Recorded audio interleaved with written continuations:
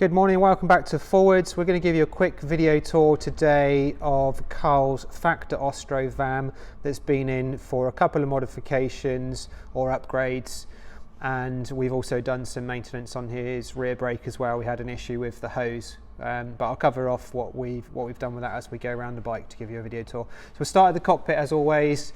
This is about the third attempt I've done to try and start this video, so we'll start up here. This will be a good place to go. So it's got the black ink cockpit. That's 110mm stem with a 40mm wide bar. We have retaped the bars. We've used the Supercars tape, and at the moment we've finished it just in insulating tape, but we're going to be getting narrow insulating tape, which Carl's asked us to do to finish that. He doesn't like the end tape, the matching end tape, so he's asked us to finish it in just black tape, quite like the fussiness of some of these Factor customers. So we've just ordered some tape to do that. I know there is a trick that you can use with a Stanley knife to make your own reeler tape smaller, but I didn't want to write off the tape to do that, so we've just ordered the proper size to do that. The reason we've taken all the bar tape off is he actually had a problem with his rear brake, so this wasn't operating correctly. Since the bike was built, it kept sucking in air from somewhere and having a general issue, so we took the whole hose out to identify where that was, and it's obviously a fairly big job to change the hose on one of these, because you've got to take all of the hose out of the cockpit, and it goes down through the headset, down through the tube, the down tube there, through underneath the bottom bracket, through the rear stay, and then up into the caliper. So we've changed the hose. He had a couple of soft spots in the hoses where it had been kinked. Notably, the kink was actually as it came out of here. So as it came through here, there was a bit of a kink on the hose. But more so, I think the issue was a misalignment of the olive inside the rear brake there.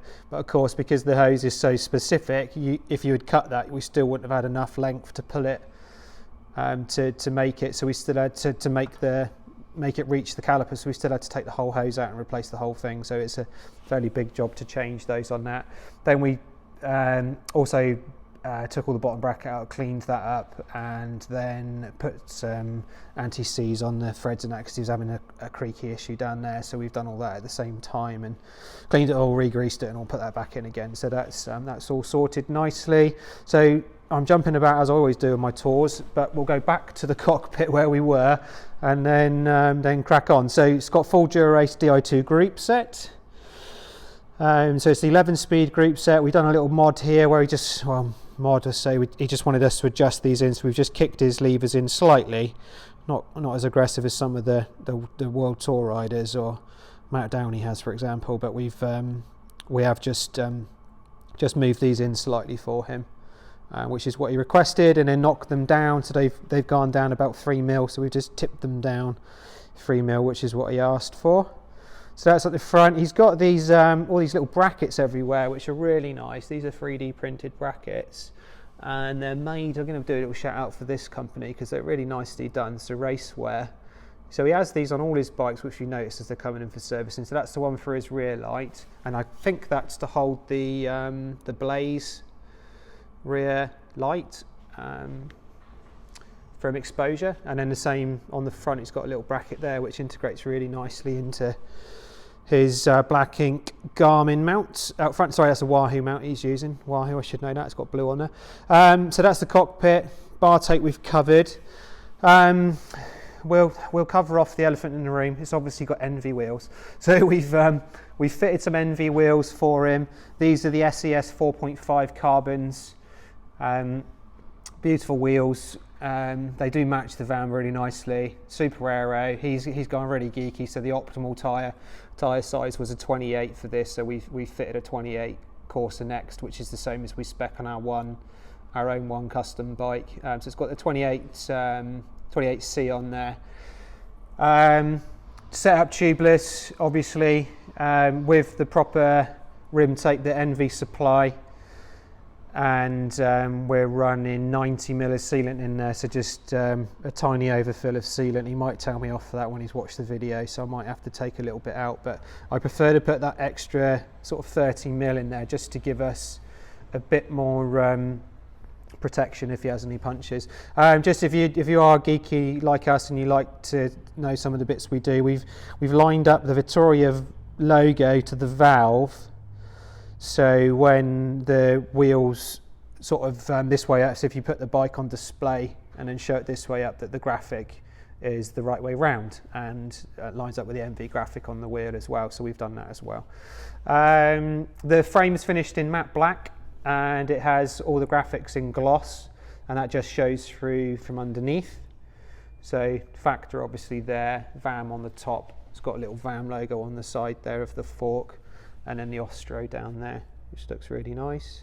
We've changed over his bottle cages. He asked us to do that. He was having problems jettisoning bottles out down the road, which isn't ideal if you're in a race group or in a peloton or whatever. That's what he does race it.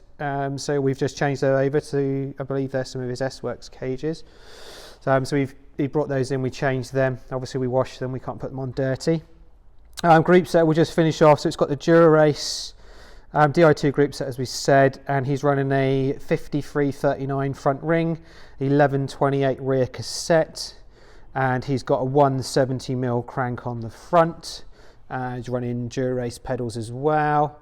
Sorry, Ultegra pedals, I got that wrong. So Ultegra pedals, he's got those on there. He does actually have an Ultegra cassette on this. This is generally what people would do with a Dura-Race group set anyway. They tend to put the Dura-Race, the Ultegra cassette on there, and that's a place where you can save a little bit of money. Talk about not saving money though. So it has got the Kogel cage, oversized pulleys on there. It's got a waxed chain as well. This was pre-waxed before we got the bike in, so he's asked us to leave that and not touch that. Hopefully we'll be doing the Silka hot waxing for him when that requires retreating, so we can do that. Saddle wise, it's got the specialized 3D printed saddle, so it's got one of those on there, and we have tried to match over his fit from his S-Works, but we're going to need to get an inline post because that's got a tiny bit of setback on there, so we cannot get the saddle far enough forward, so we need to address that. As you can see, we've bottomed the rails out there, and we're also going to have a look at matching all his saddles across his bike, so it's going to be easier for us to copy over. So you can see that's set back slightly there. So I covered off the bits and pieces about the update on the brake already. So the brake wise, he is running the XTR rotors with the Dura-Race calipers obviously, and he's running a 160 front, 160mm front with a 140 rear XTR with the Dura-Race caliper obviously to match. We've repaired the hose, as I've already said.